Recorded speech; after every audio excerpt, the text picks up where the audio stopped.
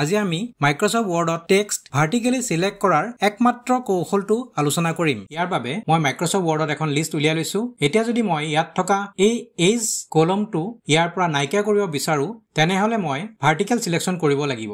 আৰু vertical selection কৰিবৰ বাবে কিবৰ্ডত থকা Alt কীটো প্ৰেছ কৰি মাউসৰ লেফট সাইডৰ কীটোৰে ড্ৰেগ কৰিব লাগিব। মই ইয়াত এজ কলমটো ড্ৰেগ কৰিছো। এতিয়া দেখা পাইছো যে গোটেই কলমটো সিলেক্ট হৈ গৈছে। এতিয়া মই ইয়াৰ পৰা এটো ৰিমুভ কৰিবৰ বাবে কিবৰ্ডত ডিলিট কীটো প্ৰেছ কৰিছো। এনেদৰে আমি ভাৰ্টিকেল সিলেকশনৰ জৰিয়তে এখন লিষ্টৰ পৰা যিকোনো কলম নাইকিয়া কৰিব পাৰো। আৰু যদি মই এতিয়া নেম আৰু এড্ৰেছ কলমৰ কালাৰ বেলেগ বেলেগ কৰিব বিচাৰো তেনেহলেও আমি এই ভাৰ্টিকেল সিলেকশন কৌশলটো ব্যৱহাৰ কৰিব পাৰিম। ইয়াৰ বাবে মই আকৌ অল কীটো প্ৰেছ কৰি নেম কলমটো সিলেক্ট কৰি লৈছো। এতিয়া মই ইয়াৰ কালাৰ সলাই দিছো।